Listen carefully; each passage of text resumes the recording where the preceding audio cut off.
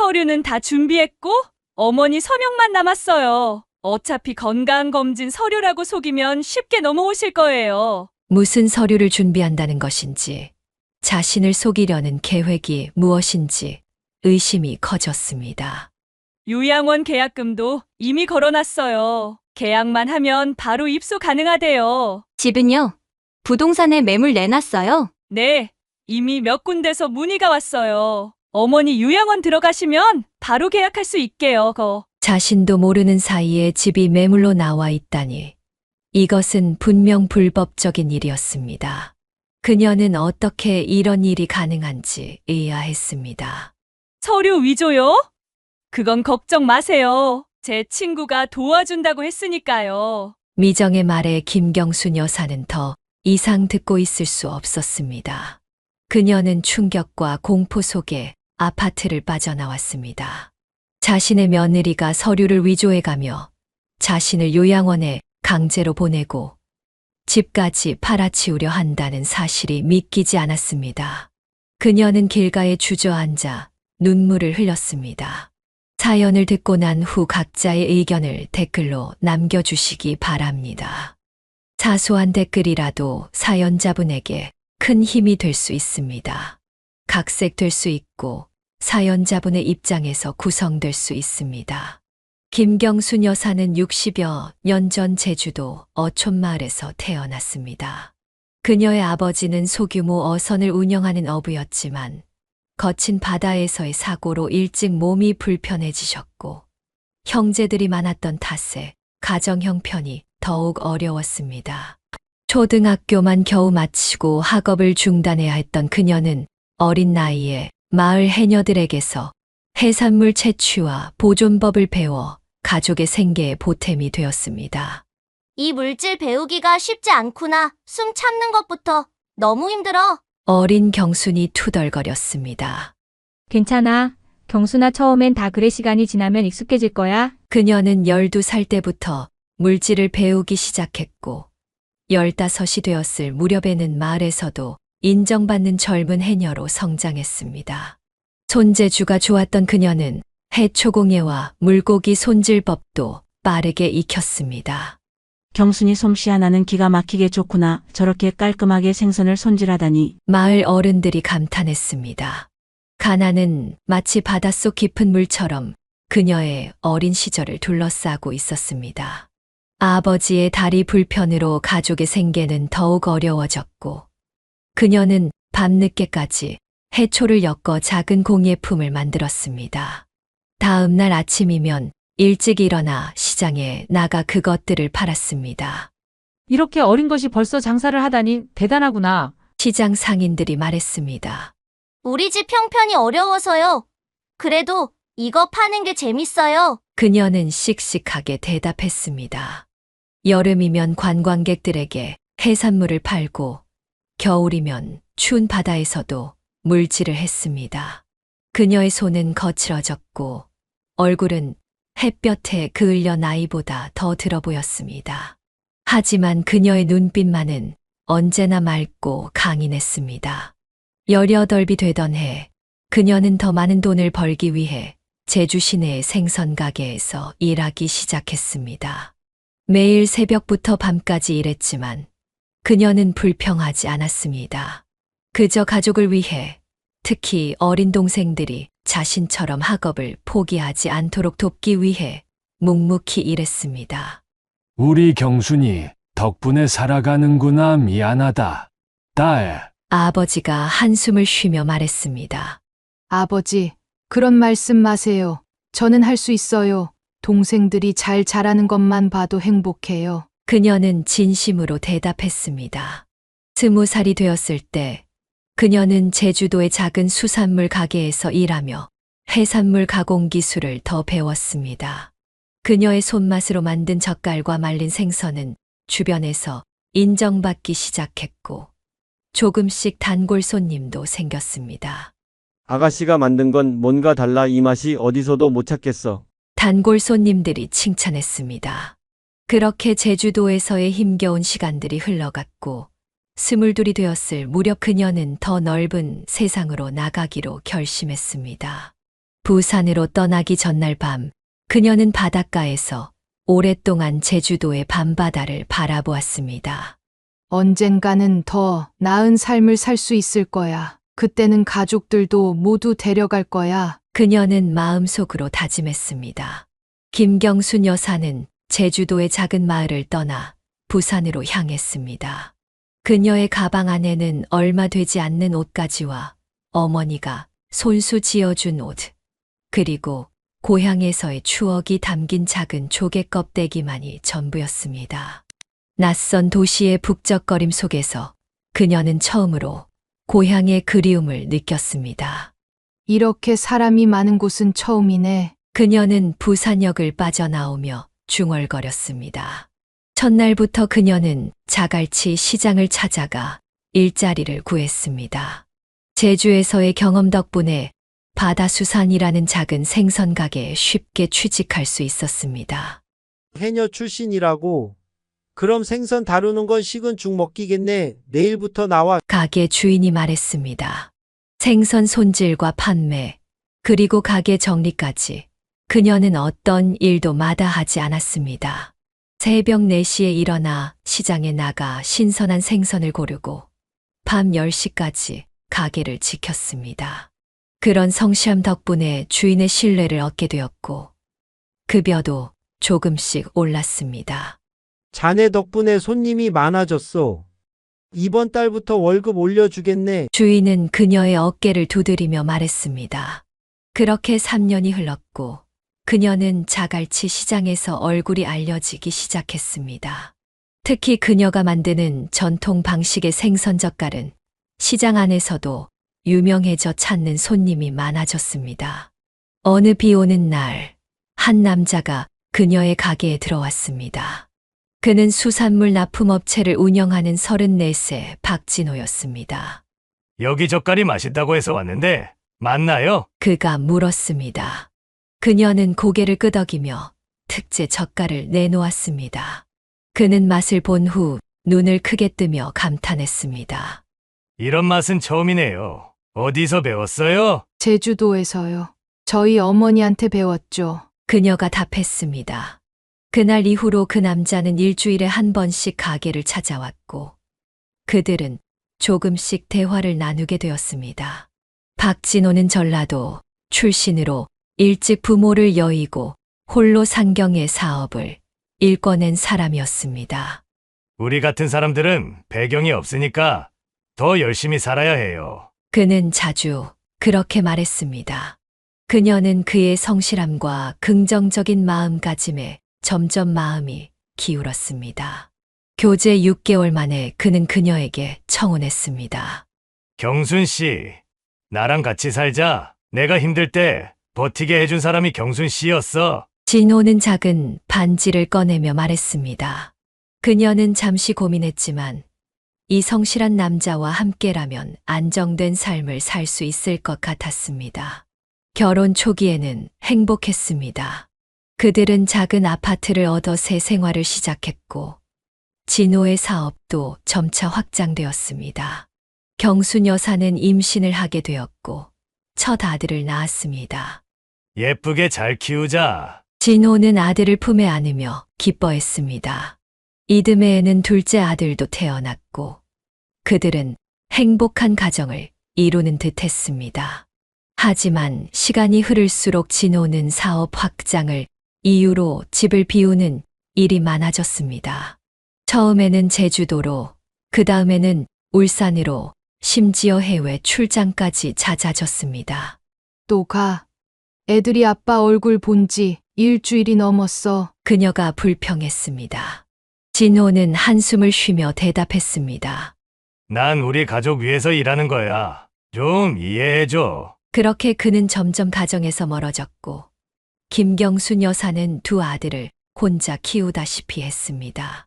그녀는 가끔 남편이 없는 저녁 식탁에 앉아 허전함을 느꼈지만 아이들을 위해 씩씩한 모습을 보여주려 노력했습니다. 김경순 여사의 마음속에 의심의 씨앗이 자라기 시작한 것은 큰아들 종수가 초등학교 3학년, 작은 아들 근수가 1학년이 되던 해였습니다.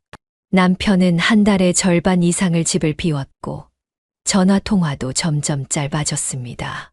그녀는 남편의 바쁜 일정을 이해하려 했지만 직감적으로 무언가 잘못되고 있다는 느낌을 지울 수 없었습니다.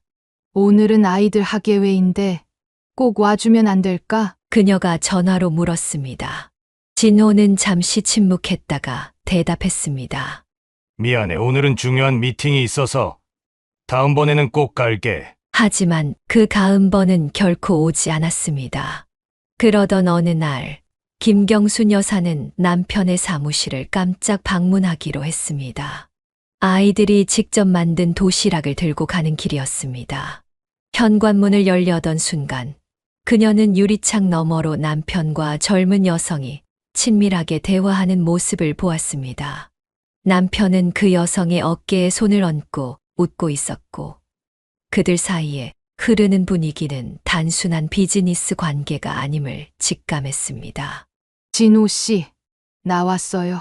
그녀는 떨리는 목소리로 말했습니다. 남편과 그 여성은 놀란 표정으로 그녀를 바라보았습니다. 진호는 당황하며 일어섰습니다.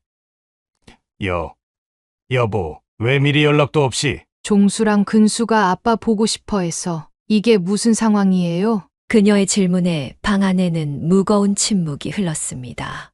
젊은 여성은 민망한 듯 자리를 피했고, 진호는 어색하게 웃으며 상황을 무마하려 했습니다. 오해하지 마. 그냥 직원이야. 업무 얘기 중이었어. 그날 저녁 집으로 돌아온 진호는 평소보다 일찍 귀가했습니다. 아이들이 잠든 후 그들은 마주 앉았습니다. 오늘 본 여자는 누구야? 그녀가 직접적으로 물었습니다. 진호는 잠시 망설이다가 마침내 입을 열었습니다. 정은이, 우리 회사 세납품 담당자야. 근데 솔직히 말할게. 우리 사이가 단순한 직장 관계는 아니야. 그의 고백에 경순 여사는 온몸이 얼어붙는 느낌이었습니다. 하지만 이미 예상했던 일이라 그런지 놀라움보다는 깊은 상실감이 그녀를 덮쳤습니다. 얼마나 오래됐어? 6개월 정도. 그래서 집에 안 오고 전화도 안 받고. 그녀의 목소리가 떨렸습니다. 진호는 고개를 숙였다가 천천히 들어올렸습니다. 미안해. 하지만 난 정은이를 정말 사랑해. 너랑은 다른 감정이야. 열정, 설렘, 이런 걸 느껴본 적이 없었어. 그 말은 그녀의 가슴에 칼을 꽂는 것 같았습니다. 10년 동안의 결혼 생활, 두 아이를 낳고 기르며 함께했던 시간들이 무너져 내렸습니다. 그럼 이제 어쩌자는 거야? 이혼했으면 해. 정은이랑 새 출발하고 싶어. 그는 차분하게 말했습니다. 경순 여사는 그 순간 자신의 인생이 완전히 달라질 것임을 느꼈습니다. 분노, 배신감, 두려움이 한꺼번에 밀려왔지만 그녀는 아이들을 생각하며 감정을 억눌렀습니다. 이혼 절차는 예상보다 빠르게 진행되었습니다. 진호는 양육비와 위자료를 지급하기로 했고 아이들의 양육권은 그녀가 갖게 되었습니다. 하지만 물질적인 보상이 그녀의 마음의 상처를 치유할 수는 없었습니다. 엄마, 아빠는 언제 돌아와? 작은 아들 근수가 눈을 동그랗게 뜨고 물었습니다.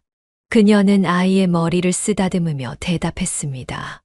아빠는 이제 다른 집에서 살 거야. 하지만 가끔 너희들 보러 올 거고 전화도 자주 할 거야. 그럼 우리 가족 아니에요? 그 순진한 질문에 그녀의 눈에서 눈물이 흘렀습니다.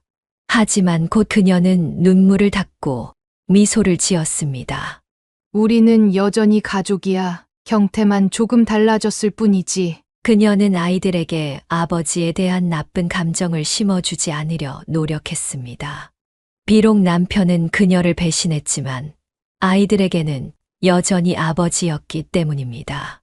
이혼 후 처음 맞는 밤, 그녀는 혼자 이불을 덮고 누웠습니다. 옆자리가 텅 비어 있는 것이 낯설었지만 동시에 이상하게 마음이 가벼웠습니다.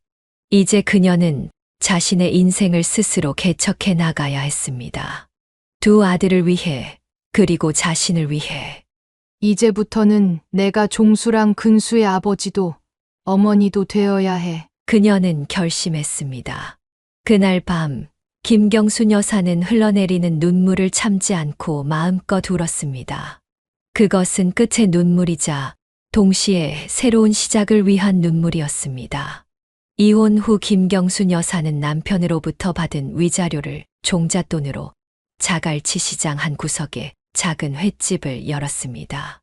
제주바다라는 이름의 가게는 비록 작았지만 그녀의 고향 제주도에서 배운 특별한 해산물 요리법으로 금세 소문이 나기 시작했습니다. 특히 그녀만의 방식으로 간을 한 회는 특별했습니다. 어제 먹은 회가 정말 맛있더라고. 어디서 배웠어요? 한 단골 손님이 물었습니다. 김경순 여사는 살짝 미소를 지었습니다. 제주도에서 해녀할 때 배운 거예요. 삼촌들이 가르쳐 주신 비법이죠. 아침 5시에 일어나 시장에서 신선한 생선을 고르고 가게를 열고 밤 10시까지 손님을 받는 생활이 이어졌습니다. 밤에는 다음 날 판매할 젓갈과 반찬을 준비하느라 새벽 1시에 잠들기 일쑤였습니다. 그렇게 하루에 4시간도 채 자지 못하는 날들이 반복되었습니다. 그녀의 손은 거칠어졌고 차가운 물에 오래 담그는 탓에 겨울이면 갈라지기도 했습니다. 허리는 끊임없이 서 있고 몸을 굽히는 일 때문에 아팠지만 아이들을 위해 그녀는 참고 일했습니다. 경순 씨 이렇게 무리하다가 몸버려 좀 쉬어가면서 해. 옆 가게 주인이 걱정스럽게 말했습니다. 그러나 그녀는 머리를 저었습니다. 애들 학비랑 생활비 벌려면 이렇게라도 해야 해요. 우리 종수가 내년에 중학교 들어가는데 학원비도 만만치 않대요. 아이들이 어렸을 때는 가게에 데리고 오기도 했습니다. 구석에 작은 책상을 놓고 종수와 근수가 숙제를 하는 모습은 가게의 일상적인 풍경이 되었습니다. 손님들은 그 모습을 보고 안쓰럽게 여기면서도 동시에 묵묵히 아이들을 키우는 경순 여사를 존경했습니다. 힘든 시간이었지만 아이들이 건강하게 자라는 모습을 볼 때면 모든 피로가 눈 녹듯 사라졌습니다. 하지만 종종 아이들이 아버지에 대해 묻는 날이면 그녀의 마음은 무거워졌습니다. 엄마, 우리 반 친구들은 주말에 아빠랑 낚시도 가고 축구도 한대. 우리 아빠는 왜 안 와? 근수가 어느 날 학교에서 돌아와 물었습니다. 그녀는 잠시 말을 고르다가 대답했습니다. 아빠는 지금 멀리 있어서 자주 오기 힘들어. 하지만 엄마가 있잖아. 주말에 시간 나면 우리 같이 바다 구경 가자. 그녀는 아이들에게 아버지에 대한 원망을 심어주고 싶지 않았습니다. 가끔 진호가 아이들을 만나러 오기도 했지만 그 횟수는 점점 줄어들었고 결국 연락이 완전히 끊겼습니다. 양육비는 보내면서 아이들 얼굴은 안 보려나. 참 이해할 수 없는 사람. 그녀는 혼잣말을 했습니다. 하지만 그런 생각도 잠시 그녀는 다시 일상으로 돌아가 묵묵히 자신의 길을 걸었습니다. 시간이 흘러 종수가 중학교에 입학했을 때 그는 부모 참관 수업에 경순 여사 혼자 오는 것을 부끄러워했습니다. 그날 밤 그녀는 혼자 이불 속에서 조용히 눈물을 흘렸습니다. 자신이 아무리 노력해도 채워줄 수 없는 아버지의 빈자리가 아이들에게 상처가 되는 것이 견딜 수 없었습니다. 하지만 그녀는 다음 날 아침에도 어김없이 새벽에 일어나 시장으로 향했습니다. 그녀의 일상은 계속되었고 시간이 지날수록 아이들은 그런 어머니의 강인함을 이해하기 시작했습니다.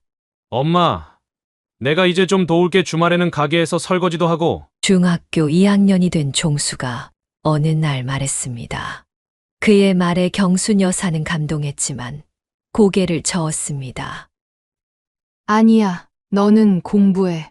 엄마가 너희들 공부시키려고 이렇게 일하는 거야. 그래도 이제 내가 좀 도와야지. 엄마 혼자 너무 힘들잖아. 이런 대화가 오갈 때면 그녀는 모든 고생이 헛되지 않았다고 느꼈습니다. 힘든 시간 속에서도 아이들은 바르게 자라고 있었고 그것만으로도 그녀는 행복했습니다. 시간은 빠르게 흘러갔고 종수와 근수는 어느새 성인이 되었습니다. 종수는 어머니의 가게 일을 틈틈이 도왔습니다. 그는 어머니의 고생을 가까이서 지켜보아 왔기에 수산업에 관심을 갖게 되었습니다. 대학 졸업 후 그는 어머니에게 뜻밖의 제안을 했습니다. 엄마, 나 생각이 있어. 엄마가 하는 횟집을 확장해서 수산물 유통업까지 해보면 어떨까? 김경순 여사는 놀라며 아들을 바라보았습니다. 그게 무슨 소리야? 그런 큰 사업을 어떻게 시작해? 내가 대학에서 배운 것도 있고 요즘은 인터넷으로 직거래도 많이 하잖아. 우리 가게 회는 맛있다고 소문 자자한데 이걸 좀 더 키워보고 싶어. 종수의 진지한 목소리에 그녀는 잠시 생각에 잠겼습니다. 이 아이가 자신처럼 고생할까 걱정도 되었지만 한편으로는 아들의 포부를 응원해주고 싶었습니다. 그래, 한번 해보자. 엄마가 도울 수 있는 건 다 도울게. 그렇게 시작된 제주바다 수산은 예상보다 빠르게 성장했습니다. 종수는 어머니의 조리법과 경험을 바탕으로 품질 좋은 해산물을 공급하기 시작했고 온라인 쇼핑몰도 열었습니다. 그의 성실함과 정직한 사업 방식은 고객들의 신뢰를 얻었고 3년 만에 직원 10명 규모의 회사로 성장했습니다. 한편 작은 아들 근수는 형과는 다른 길을 걸었습니다. 그는 어릴 때부터 음식에 관심이 많아 요리사가 되고 싶어 했습니다. 고등학교를 졸업하고 그는 호주로 유학을 떠나 요리학교에 입학했습니다. 엄마, 걱정 마세요. 제가 꼭 유명한 셰프가 되어서 돌아올게요. 공항에서 떠나기 전 근수가 약속했습니다. 김경순 여사는 눈물을 참으며 고개를 끄덕였습니다. 그래, 꼭 그렇게 되라. 엄마는 내가 하고 싶은 일 하는 걸 항상 응원한다. 처음에는 매주 전화가 오고 이메일도 자주 왔지만 시간이 지날수록 근수의 연락은 뜸해졌습니다. 한 달에 한 번, 그리고 두세 달에 한 번으로 줄어들었습니다. 김경순 여사는 그 이유를 알고 있었습니다. 젊은이가 타국에서 새로운 생활에 적응하고 자신의 길을 찾아가는 과정이었습니다. 근수 소식 들었어? 종수가 어느 날 물었습니다. 그녀는 살짝 한숨을 쉬며 대답했습니다. 한 달 전에 한 번 전화 왔었어. 한 식당에서 일한대. 일이 바빠서 연락 못했다고 하더라. 그래도 좀 더 자주 연락하면 좋을 텐데. 엄마 걱정하시잖아. 종수의 말에 그녀는 미소를 지었습니다. 괜찮아. 젊을 때는 다 그런 거야. 나중에 자기 길 찾으면 돌아올 거야. 그 무렵 종수는 미정이라는 여성을 만나 연애를 시작했고 2년 후 결혼을 했습니다. 미정은 대학에서 식품영양학을 전공한 똑똑한 여성이었고 김경순 여사는 처음부터 그녀가 마음에 들었습니다. 결혼 초기에는 김경순 여사도 종수의 사업을 돕기 위해 회사에 출근했습니다. 그녀의 해산물에 대한 지식과 요리 실력은 회사의 큰 자산이었습니다. 하지만 며느리 미정이 회사 일에 적응하고 능숙해지면서 자연스레 그녀는 뒤로 물러나게 되었습니다. 어머니, 이제는 제가 할게요. 어머니는 좀 쉬세요. 미정의 말에 처음에는 섭섭한 마음도 들었지만 오랜 세월 일해온 피로가 몰려오는 것을 느끼며 김경순 여사는 물러나기로 했습니다. 그래, 이제 젊은 사람들이 해야지. 나는 너무 오래 일했어. 그렇게 그녀는 조금씩 일상에서 물러나기 시작했습니다. 대신 손주가 태어나자 그 아이를 돌보는데 시간을 보냈습니다. 근수는 여전히 호주에서 요리 공부를 계속했고 가끔 보내오는 사진 속에서 그는 행복해 보였습니다. 엄마, 내가 만든 요리에 어때요? 영상통화로 자신이 만든 요리를 자랑하는 근수를 보며 그녀는 두 아들이 각자의 길에서 잘 자라준 것에 감사했습니다. 비록 근수가 멀리 있어 자주 보지 못하는 것은 섭섭했지만 그녀는 큰아들 종수와 며느리 그리고 손주에게 더 많은 사랑을 쏟기로 마음먹었습니다. 사람이 늙으면 욕심을 버려야 해. 내 아이들이 잘 살면 그걸로 충분해. 그녀는 자주 그렇게 스스로를 위로했습니다. 하지만 내심으로는 작은 아들 근수가 언젠가 돌아오기를, 그리고 큰아들 종수의 가정이 더욱 화목해지기를 간절히 바랐습니다. 결혼 초기의 며느리 미정은 김경순 여사에게 상당히 공손하고 다정했습니다. 회사 일을 배우면서도 시어머니의 조언을 존중하는 듯했고, 주말이면 종종 집으로 초대해 함께 식사를 하기도 했습니다. 하지만 결혼 3년 차에 접어들면서 미정의 태도는 서서히 변하기 시작했습니다. 처음에는 사소한 일들이었습니다. 김경순 여사가 주말에 식사를 제안했을 때 미정은 미소를 지으며 대답했습니다. 아, 죄송해요. 어머니 이번 주말엔 친정에 가기로 했어요. 다음에 시간 될 때 연락드릴게요. 그런 일이 한두 번이 아니었고, 다음에라는 약속은 좀처럼 지켜지지 않았습니다. 어느 날 김경순 여사는 며느리가 좋아할 것 같은 특별한 해산물 요리를 준비해 아들 회사로 찾아갔습니다. 미정아, 내가 좋아하는 전복죽이랑 간장게장 만들어 왔어. 그녀가 반가운 마음으로 말했습니다. 미정은 잠시 당황하는 기색을 보이더니 어색하게 웃었습니다. 어머니 지금 회의 준비 중이라서. 괜찮아. 오래 있지 않을게. 그냥 이것만 전달하고 가려고. 김경순 여사는 음식통을 건네주었습니다. 미정은 마지못해 음식을 받으며 말했습니다. 고맙긴 한데 사실 저 요즘 해산물 알레르기가 좀 생겨서. 김경순 여사는 놀라서 물었습니다. 알레르기. 내가 해산물 좋아하잖아. 지난번에도 우리 집에서 전복 실컷 먹었잖아.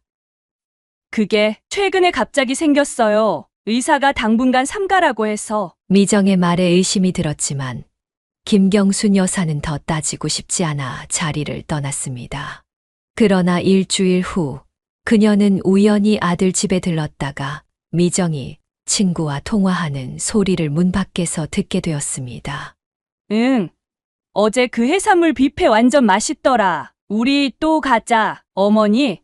아니, 그냥 시어머니가 해산물 알레르기 있다고 거짓말했다고. 너무 자주 찾아오시고 음식도 맨날 들고 오시니까 좀 부담스러워서. 다음 날 김경순 여사는 화가 나서 아들 집을 찾아갔습니다.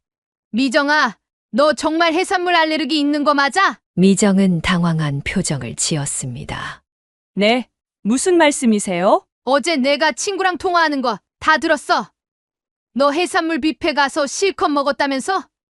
날 속이려고 한 거야? 미정의 얼굴이 붉어졌습니다. 그때 종수가 거실로 들어왔습니다. 엄마, 무슨 일이에요? 왜 이렇게 목소리가 커요? 내 마누라가 날 속였어. 내가 정성 들여 만든 음식 알레르기 핑계로 안 먹더니 친구한테는 해산물 뷔페 맛있다고 자랑하더라고. 미정은 눈물을 글썽이며 말했습니다. 어머니, 제가 그런 뜻으로 한 게 아니에요. 그날은 잠시 증상이 호전되어서. 거짓말 좀 그만해. 내가 날 얼마나 무시하는지 다 알아. 내 귀로 직접 들었다고. 종수가 중간에 끼어들었습니다. 엄마, 미정이한테 그렇게 말하면 어떡해요? 그냥 오해일 수도 있잖아요. 오해. 내가 내 엄마보다 마누라 편만 드는구나. 내가 너 키우느라 얼마나 고생했는데. 김경순 여사의 눈에서 눈물이 흘렀습니다. 종수는 한숨을 쉬며 말했습니다.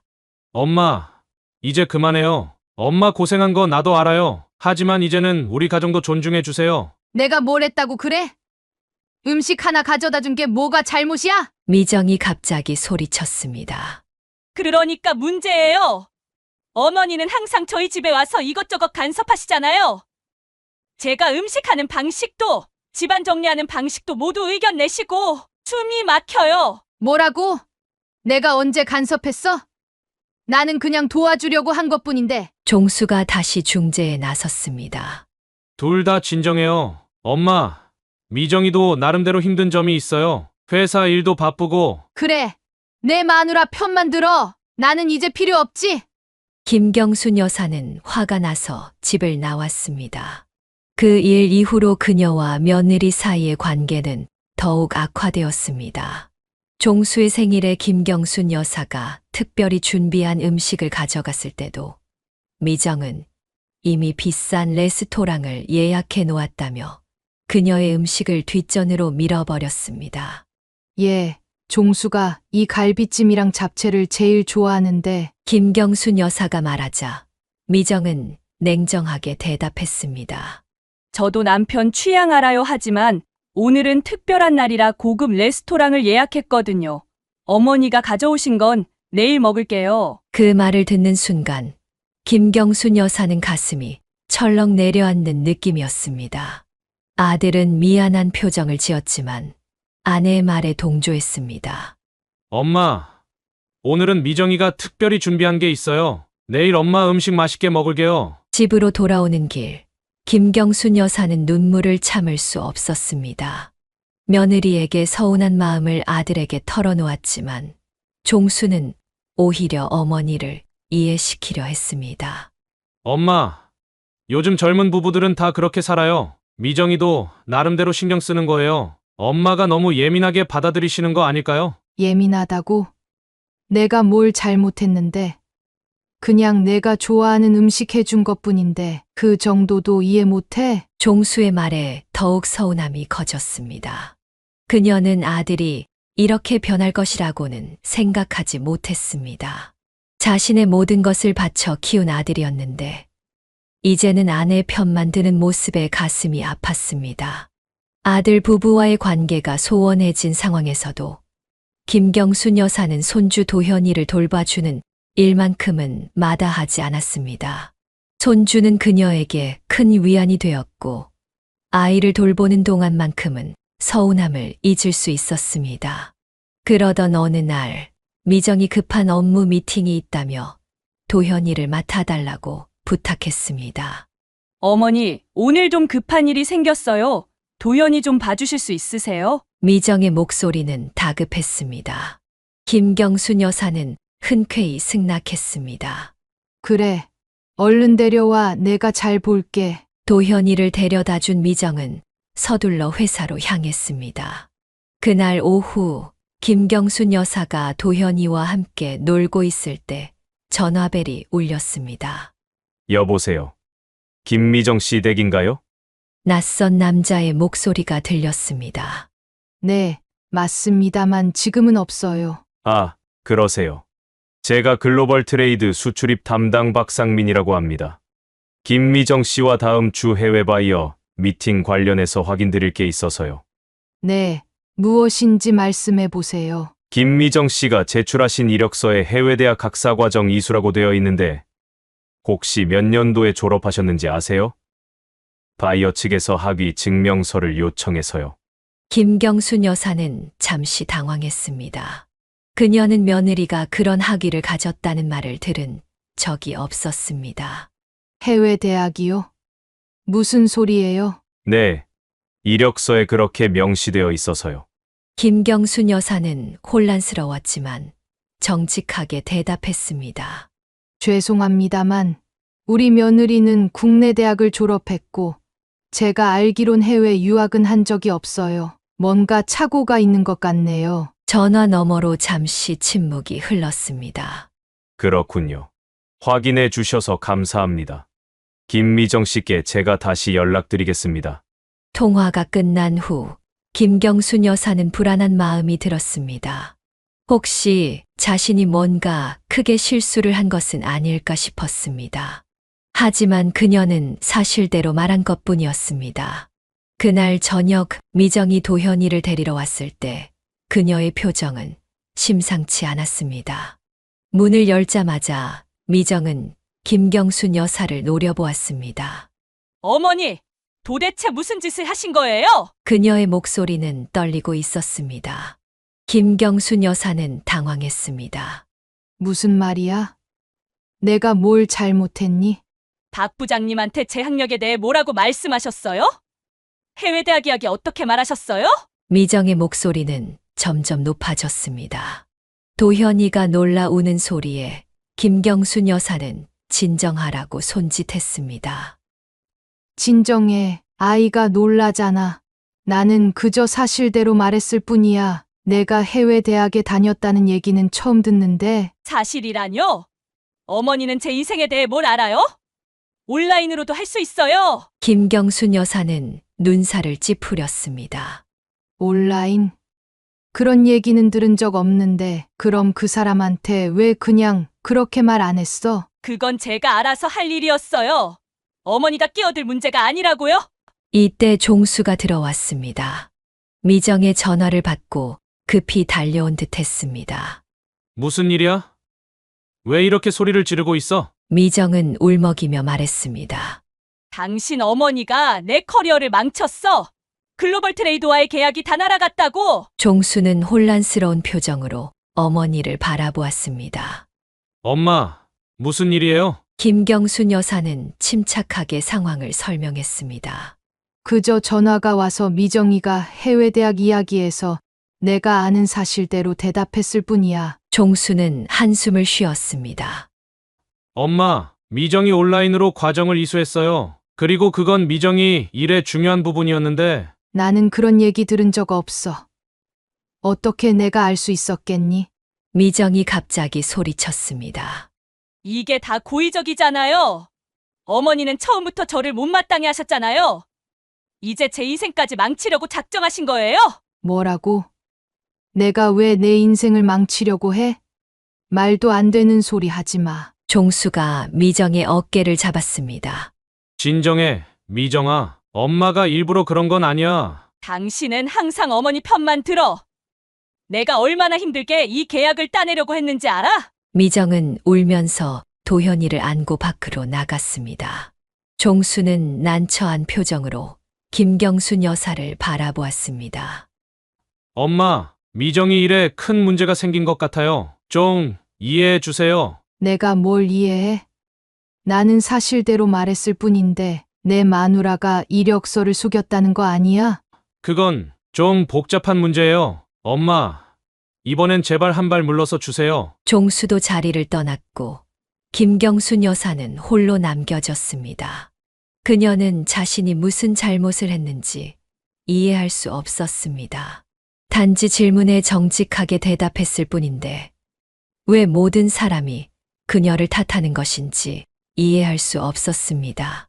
이 사건 이후 미정은 김경순 여사를 완전히 적대시하기 시작했습니다. 손주를 데려다 주는 것도 꺼려했고 종수에게도 어머니와 거리를 두라고 종용했습니다. 김경순 여사는 가슴이 아팠지만 자신은 잘못한 것이 없다고 생각했습니다. 오히려 미정이 자신의 경력을 속인 것이 문제라고 여겼습니다. 그럼에도 불구하고 밤마다 그녀는 잠을 이루지 못하고 뒤척였습니다. 손주를 볼 수 없다는 사실이 가장 가슴 아팠습니다. 그리고 아들마저 자신에게서 멀어지는 것 같아 외로움이 깊어졌습니다. 며느리와의 불화가 깊어진 후에도 김경순 여사는 아들에게 연락이 오면 늘 반가워했습니다. 그러나 점차 아들의 방문에도 목적이 있다는 것을 깨닫게 되었습니다. 하루는 종수가 평소보다 더 공손한 태도로 찾아왔습니다.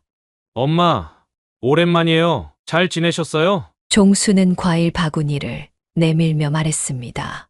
김경순 여사는 반가움에 아들을 안방으로 안내했습니다. 그래. 요새 바빠서 연락도 잘 안 하더니 무슨 일 있니? 차를 마시며 한참을 일상적인 대화를 나누던 종수는 마침내 본론을 꺼냈습니다. 사실 엄마한테 부탁드릴 게 있어서 왔어요. 무슨 일인데? 회사를 좀 확장하려고 하는데 자금이 좀 부족해서요. 은행 대출도 알아봤는데 조건이 까다로워서 엄마가 좀 도와주실 수 있을까요? 김경순 여사는 순간 가슴이 무거워졌습니다.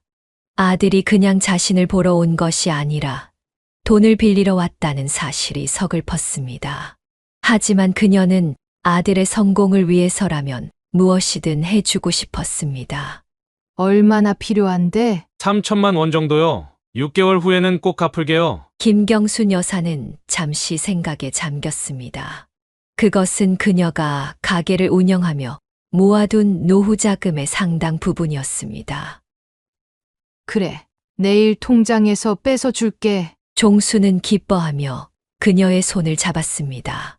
고마워요, 엄마. 정말 큰 도움이 될 거예요. 꼭 성공해서 갚을게요. 다음 날 김경순 여사는 약속대로 돈을 준비했고 종수는 미정과 함께 찾아왔습니다. 종수는 고맙다는 인사를 여러 번 했지만 미정은 형식적인 감사 인사만 한 채 무표정한 얼굴로 서 있었습니다. 이것이라도 도움이 되면 좋겠구나. 김경순 여사가 돈이 든 봉투를 건넸습니다.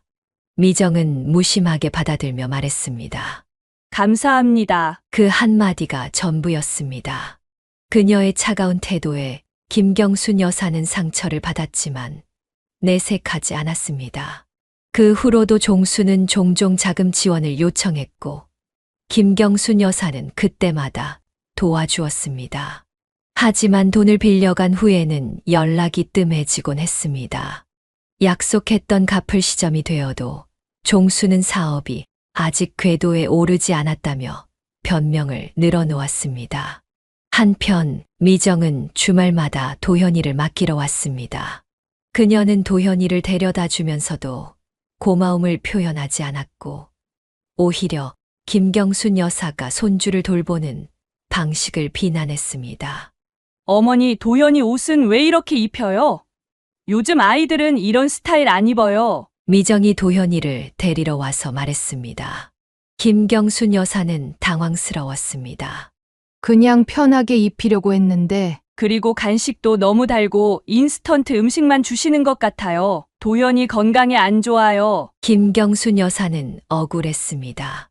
그녀는 손주를 위해 직접 과일을 깎고 영양가 있는 간식을 준비했는데도 미정은 항상 트집을 잡았습니다. 내가 직접 만든 간식인데 인스턴트 아니야. 그리고 어머니, 제발 도현이 앞에서 사투리 좀 쓰지 말아주세요. 국제학교 다니는데 애가 사투리 쓰면 친구들한테 놀림 받아요. 이 말에 김경순 여사는 가슴이 찔렸습니다. 자신의 말투가 손주에게 해가 된다는 생각은 해본 적이 없었습니다.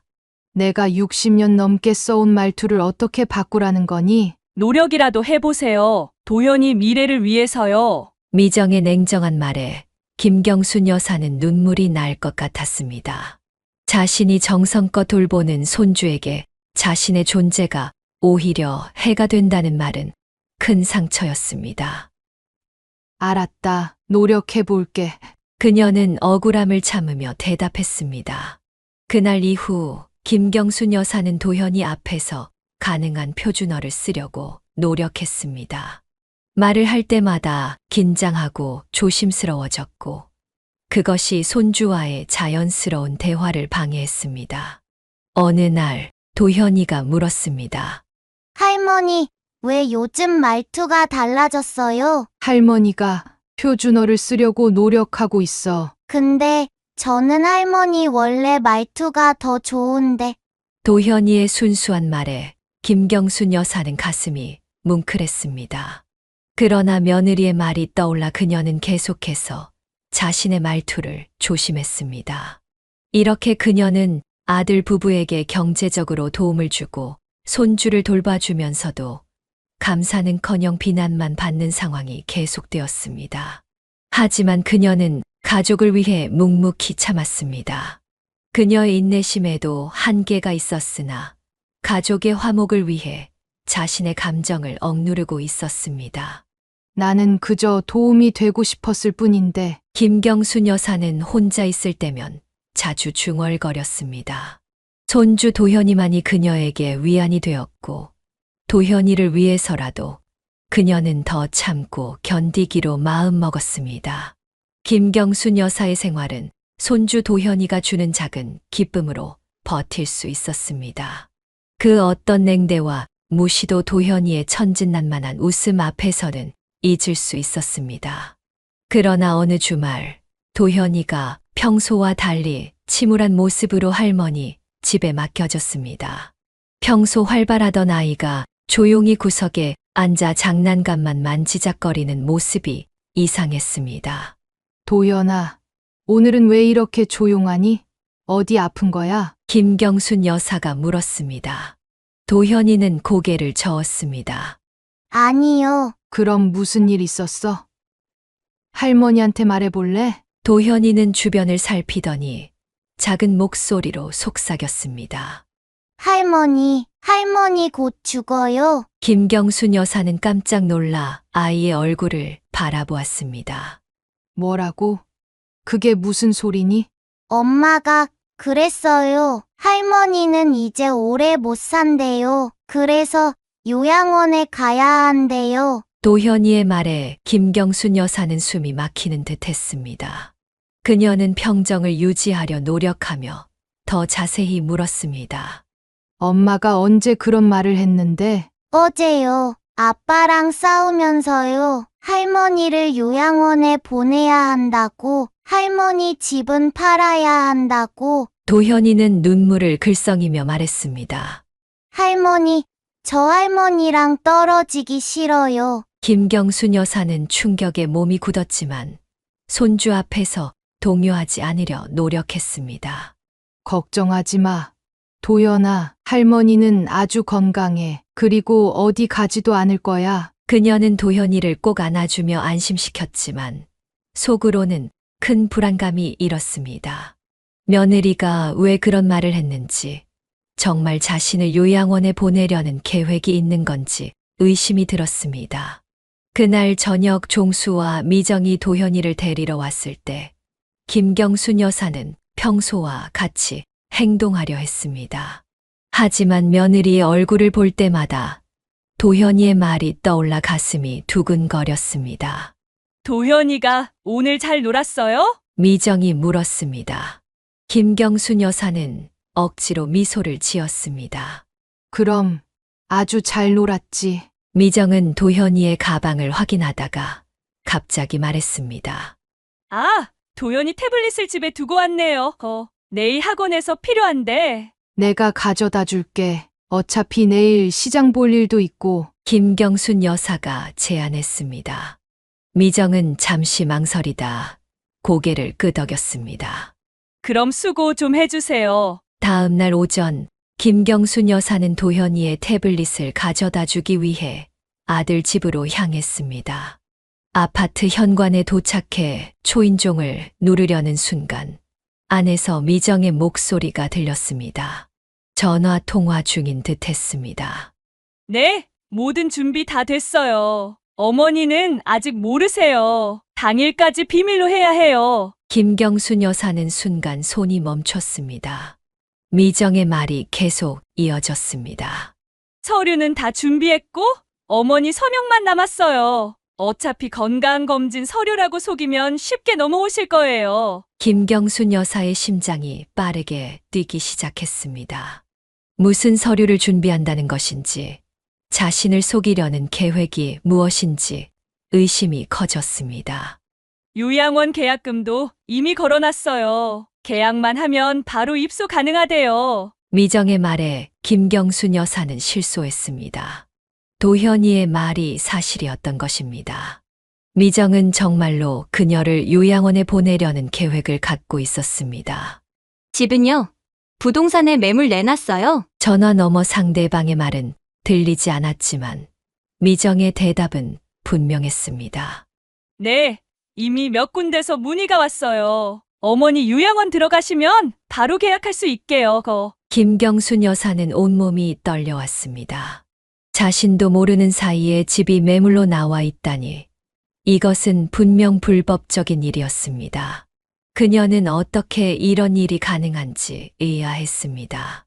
서류 위조요?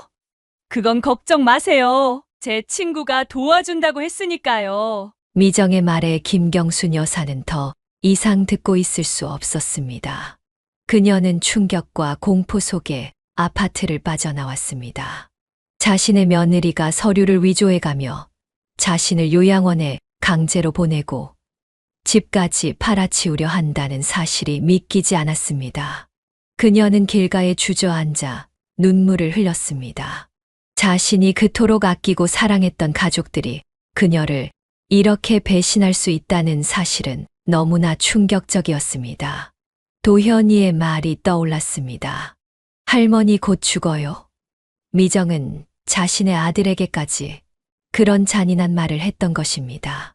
김경순 여사는 집으로 돌아와 밤새 잠을 이루지 못했습니다. 이제 그녀는 자신을 보호하기 위한 방법을 찾아야만 했습니다. 그러나 누구에게 도움을 청해야 할지, 어떻게 이 상황을 타개해야 할지 막막했습니다. 그녀의 마음은 공포와 불안, 그리고 깊은 배신감으로 가득 찼습니다. 김경순 여사는 밤새 고민한 끝에 마지막 희망으로 바깥사돈인 김태성 씨를 찾아가기로 결심했습니다. 김태성 씨는 경찰 간부로 평소 사돈 관계이지만 크게 교류는 없었습니다. 그러나 이 위급한 상황에서 그녀가 의지할 수 있는 유일한 사람이었습니다. 경찰청 건물 앞에 서니 다리가 떨렸습니다. 과연 내 말을 믿어줄까 생각하니 가슴이 조여왔습니다. 하지만 그녀에게는 선택의 여지가 없었습니다. 용기를 내어 건물로 들어갔습니다. 김태성 과장님 좀 뵐 수 있을까요? 안내 데스크에서 물었습니다. 직원은 의아한 눈으로 그녀를 쳐다보았습니다. 면회 예약이 되어 있으신가요? 아니요. 하지만 꼭 뵈어야 해요. 저는 그분의 사돈입니다. 잠시 후 김태성 씨가 로비로 나왔습니다. 그는 김경순 여사를 보자 놀란 표정을 지었습니다. 사돈어른, 여기까지 어쩐 일이십니까? 김경순 여사의 창백한 얼굴을 보고 그는 표정이 바뀌었습니다. 무슨 일 있으신 것 같은데 제 사무실로 올라가시죠. 사무실에 도착하자 김경순 여사는 참았던 눈물을 쏟아냈습니다. 손은 떨리고 가슴은 미칠 듯이 뛰었습니다. 사돈어른, 진정하시고 천천히 말씀해 보세요. 무슨 일입니까? 제 며느리가 당신 딸이 날 없애려고 해요. 김태성 씨의 눈이 커졌습니다. 뭐라고요? 그게 무슨 말씀이십니까? 떨리는 목소리로 김경순 여사는 모든 것을 털어놓았습니다.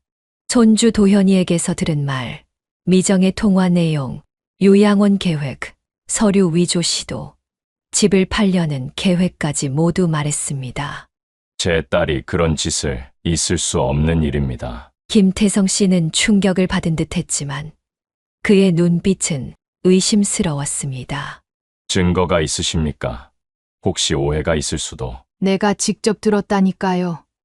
내가 왜 이런 말을 지어내겠어요? 김경순 여사의 절박한 외침에 김태성 씨는 잠시 침묵했습니다.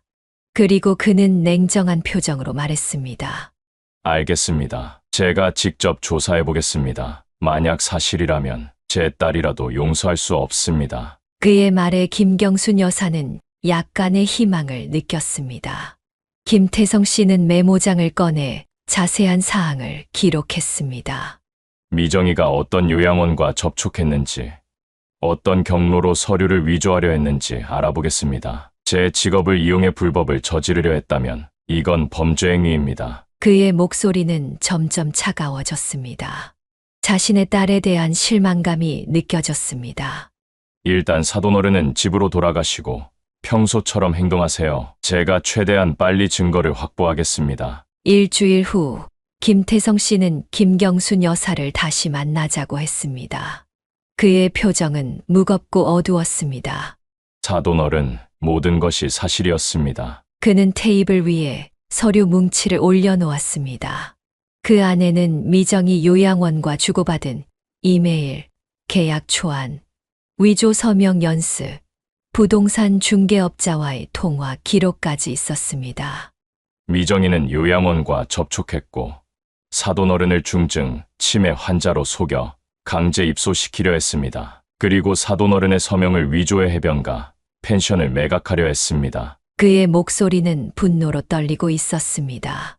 그 애가 어떻게 이런 끔찍한 짓을... 그게 다가 아닙니다. 더 충격적인 사실은 종수 씨도 이 계획에 가담했다는 겁니다. 김경순 여사는 숨이 멎는 듯 했습니다. 종수가... 내 아들이... 미정이가 남편을 설득했던 녹음 파일도 확보했습니다. 듣고 싶으신가요? 김경순 여사는 눈물을 흘리며 고개를 끄덕였습니다. 김태성 씨는 조심스럽게 녹음 파일을 재생했습니다. 여보, 어머님, 이제 혼자 살기 힘들어 요양원 가시는 게 좋을 것 같아. 미정의 목소리였습니다. 엄마가 싫어하실 텐데. 종수의 망설이는 목소리가 이어졌습니다. 당신 어머니 돈이면 우리 회사비 따 갚고도 남아. 도현이 유학도 보낼 수 있어. 어차피 곧 돌아가실 텐데 괜히 고생만 하시겠어? 하지만 그래도 이대로 가다간 우리도 망해. 당신이 선택해. 어머니냐, 우리 가족이냐? 녹음이 끝나고 방 안에는 무거운 침묵만이 흘렀습니다. 김경순 여사는 가슴을 움켜쥐었습니다. 숨이 제대로 쉬어지지 않았습니다. 내가 그렇게 키운 자식이 어쩌면 김태성 씨는 김경순 여사의 손을 잡아주었습니다. 제가 이 일을 밝혀내느라 제 딸의 범죄 행위를 추적해야 했습니다. 가족이지만 법과 정의가 우선입니다. 정말 죄송합니다. 사돈어른. 그의 눈에도 눈물이 맺혔습니다. 딸의 비행을 마주한 아버지의 고통이 느껴졌습니다. 이제 어떻게 하실 겁니까? 고소하시겠습니까? 김경순 여사는 잠시 생각에 잠겼습니다. 자식을 고소한다는 것은 상상도 할 수 없는 일이었지만 그들의 배신은 용서하기 힘든 것이었습니다. 아직 결정하지 못했어요. 하지만 이대로 넘어갈 수는 없어요. 저는 사돈어른 편에 서겠습니다. 제 딸이라도 이런 일은 용납할 수 없습니다. 김태성 씨의 단호한 목소리에 김경순 여사는 깊은 감사함을 느꼈습니다. 모든 것이 무너져 내리는 상황에서 예상치 못한 동맹자를 얻은 것이었습니다. 진실을 마주한 김경순 여사와 김태성 씨는 결국 모든 사실을 공개하기로 했습니다. 그들은 종수와 미정 부부를 김경순 여사의 집으로 불렀습니다. 도현이는 이웃집에 맡겨 어른들의 이야기를 듣지 않도록 했습니다. 김경순 여사의 거실에는 무거운 침묵이 감돌았습니다. 종수와 미정은 어색한 표정으로 앉아 있었고 김태성 씨는 굳은 얼굴로 서류 가방을 들고 있었습니다. 갑자기 왜 모이자고 한 거예요? 무슨 일 있어요? 미정이 가장 먼저 불편한 침묵을 깼습니다.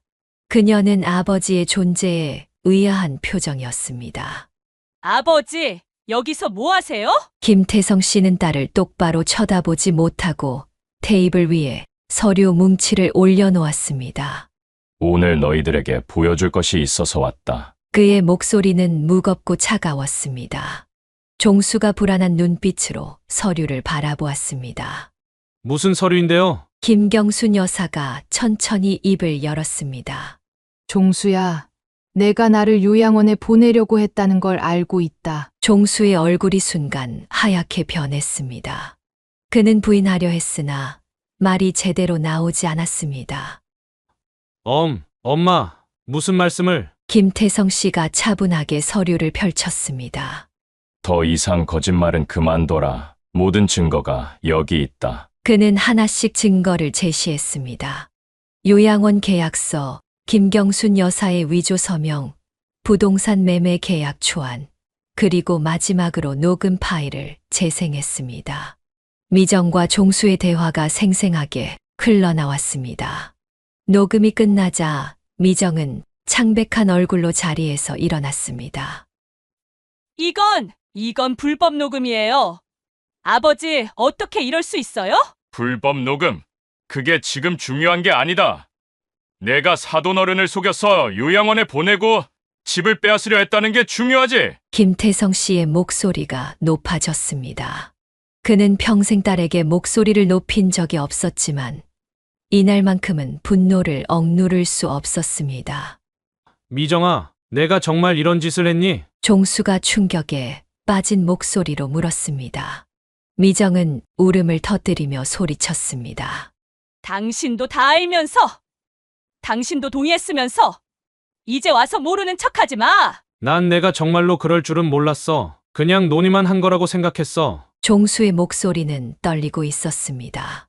김경순 여사는 아들을 바라보았습니다. 종수야, 너도 내 등 뒤에서 이런 계획을 세웠니? 내가 그렇게 키운 아들이. 어떻게? 그녀의 목소리는 슬픔으로 가득 찼습니다. 종수는 고개를 숙였습니다. 엄마, 미안해요. 회사가 어려워지고 미정이가 계속 말해서. 하지만 정말로 실행할 생각은 없었어요. 거짓말 마! 당신도 분명히 동의했잖아. 미정이 소리쳤습니다. 김태성 씨는 딸을 바라보며 슬프게 말했습니다. 미정아, 내가 이런 사람이 될 줄은 몰랐다. 내 어머니가 하늘에서 이걸 본다면 얼마나 가슴 아파하실까? 아버지까지 저를 배신해요?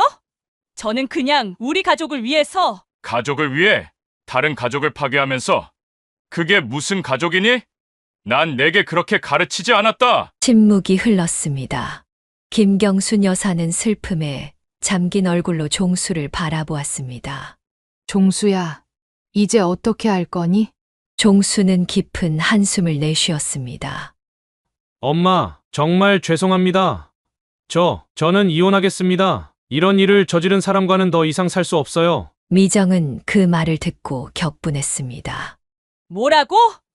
당신도 똑같이 가담했으면서 이혼? 당신 미쳤어? 나는 최소한 실행하진 않았어. 하지만 넌 이미 모든 준비를 마쳤어. 종수의 목소리는 단호했습니다. 미정은 눈물을 흘리며 소리쳤습니다. 이혼하면 도연이는 내가 키울 거야. 당신 같은 아빠 밑에서 자랄 수 없어. 이때 김태성 씨가 냉정하게 말했습니다. 그건 법원이 결정할 일이다. 하지만 내가 이런 불법 행위를 저질렀다는 증거가 있는 이상 양육권을 얻기는 힘들 거야. 그 말에 미정은 주저앉아 울기 시작했습니다. 모든 계획이 무너지고 가족마저 잃게 될 위기에 처한 것입니다.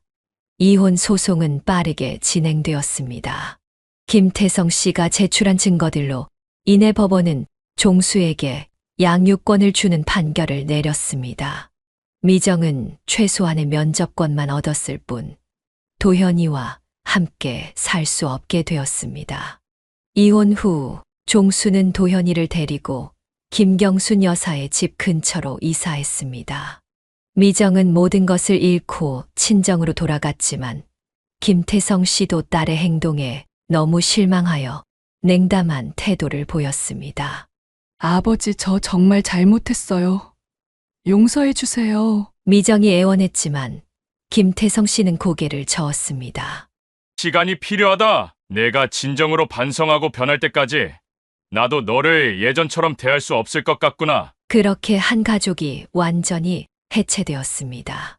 미정은 친구들과 지인들 사이에서도 평판이 나빠져 취업조차 어려워졌고 경제적으로도 힘든 상황에 처했습니다. 그녀는 자신의 욕심과 계획이 얼마나 잘못된 것이었는지 뼈저리게 깨닫게 되었습니다. 가족의 해체라는 아픔 속에서도 김경순 여사의 삶은 조금씩 새로운 방향으로 움직이기 시작했습니다. 종수는 도현이를 데리고 어머니 집 근처의 작은 아파트를 얻어 이사했고 매일같이 어머니를 찾아왔습니다. 이전과는 완전히 다른 모습이었습니다. 엄마, 오늘 아침은 제가 준비했어요. 같이 드실래요? 어느 주말 아침 종수가 도시락을 들고 찾아왔습니다. 김경순 여사는 놀란 표정을 감추지 못했습니다. 내가 요리를 다 했다고? 불 켜는 법도 모르던 아이가. 이제 배우고 있어요. 도연이 때문에라도 해야 하니까요. 종수의 얼굴에는 진심 어린 미소가 있었습니다. 그는 매일 반성하는 마음으로 어머니에게 다가갔습니다. 엄마, 정말 죄송해요. 제가 얼마나 어리석고 이기적이었는지, 엄마가 저를 위해 얼마나 희생하셨는지 이제야 알겠어요. 김경순 여사는 아들의 진심 어린 사과에 조금씩 마음의 문을 열었습니다. 물론 상처가 완전히 아물기까지는 시간이 필요했지만 그녀는 아들에게 두 번째 기회를 주기로 했습니다. 엄마도 미안해. 내가 너무 너희들에게 매달렸나 봐. 이제 우리 다시 시작하자. 김경순 여사는 작은 변화부터 시작했습니다. 가장 먼저 그녀는 오랫동안 접어두었던 꿈을 되살렸습니다. 제주도에서 배운 해산물 요리 솜씨를 이웃들과 나누기로 한 것입니다. 경순 씨, 이 전복죽 레시피 좀 알려주세요. 정말 맛있어요. 이웃 최 여사가 말했습니다. 김경순 여사는 웃으며 대답했습니다. 다음 주부터 우리 집에서 작은 요리 수업 시작할 건데 와 볼래요? 그렇게 제주바다 맛 교실이 시작되었습니다. 처음에는 동네 아주머니 몇 명으로 시작했지만 입소문이 나면서 점점 참가자가 늘어났습니다. 김경순 여사의 전통 해산물 요리법은 도시 사람들에게 신선한 매력으로 다가갔습니다. 도현이는 할머니의 든든한 지원군이 되었습니다. 방과 후면 할머니 집에 와서 요리 준비를 도왔고 때로는 수업에 참여하는 사람들의 아이들과 놀아주기도 했습니다. 할머니, 이 조개 어떻게 까요? 제가 할게요. 도현이의 천진난만한 목소리에 김경순 여사는 웃음이 나왔습니다. 우리 도연이가 벌써 이렇게 컸네. 이렇게 살살 비틀면 돼. 작은 해산물 요리 교실은 단순한 취미를 넘어 점차 경순 여사의 새로운 수입원이 되었습니다. 사람들은 그녀의 비법을 배우기 위해 기꺼이 수업료를 지불했고 특별 주문 요리를 의뢰하기도 했습니다. 한편 종수도 새로운 출발을 했습니다. 무리한 사업 확장을 포기하고 작지만 안정적인 회사 규모로 돌아갔습니다. 그는 더 이상 허황된 성공을 쫓지 않고 정직하게 일하는 기쁨을 찾아갔습니다. 엄마, 이번에 새 계약 체결했어요. 무리하지 않고 천천히 해나갈 거예요. 그래, 욕심내지 말고 내 능력껏 하는 게 좋아. 근수도 가끔 호주에서 연락이 왔습니다. 어머니의 시련을 들은 그는 놀라움과 함께 미안함을 표현했습니다. 엄마, 정말 미안해요. 제가 곁에 있었더라면. 걱정 마. 너는 내 길을 가면 돼. 엄마는 이제 괜찮아. 이 모든 일을 겪으며 김경순 여사는 중요한 깨달음을 얻었습니다. 가족이라는 이름으로 모든 것을 참고 견디는 것이 항상 옳은 것은 아니라는 것. 그리고 자신의 가치와 권리를 지키는 것의 중요성을 깨달았습니다. 이제야 알겠어요. 엄마도 엄마 자신의 삶이 있다는 걸. 종수가 어느 날 말했습니다. 김경순 여사는 미소를 지었습니다. 그래, 늦게 알았지만 다행이야. 김태성 씨와도 좋은 관계를 유지했습니다. 그는 가끔 도현이를 만나러 오곤 했고 김경순 여사의 요리 교실에 필요한 신선한 해산물을 구해주기도 했습니다. 사돈어른, 이번에 좋은 전복 들어왔어요. 제가 좀 가져왔습니다. 늘 고마워요. 사돈 덕분에 제 작은 교실이 잘 되고 있네요. 어느 봄날 김경순 여사는 해변가 집 테라스에 앉아 바다를 바라보았습니다. 도현이는 모래사장에서 조개를 줍고 있었고 종수는 그 옆에서 함께 웃고 있었습니다. 그녀의 마음에는 평온함이 찾아왔습니다. 삶이란 참 이상의 가장 큰 아픔 속에서 새로운 시작이 찾아오다니. 그녀는 이제 자신을 지키는 법을 알았습니다. 무조건적인 희생과 인내가 아닌 건강한 경계를 세우고 자신의 가치를 인정받는 관계를 만드는 법을 배웠습니다. 그리고 그 속에서 진정한 가족의 의미를 발견했습니다. 바다 너머로 지는 해를 바라보며 김경순 여사는 마음속으로 다짐했습니다. 이제는 자신의 행복을 위해 살아가기로. 그것이 진정 가족 모두를 위한 길임을 그녀는 이제야 깨달았습니다. 사연을 듣고 댓글을 남겨주시기 바랍니다. 사소한 의견일지라도 사연자분에게는 큰 힘이 됩니다. 노골적인 악성 댓글은 사연자분에게 상처가 될 수 있으니 삼가주시기 바랍니다.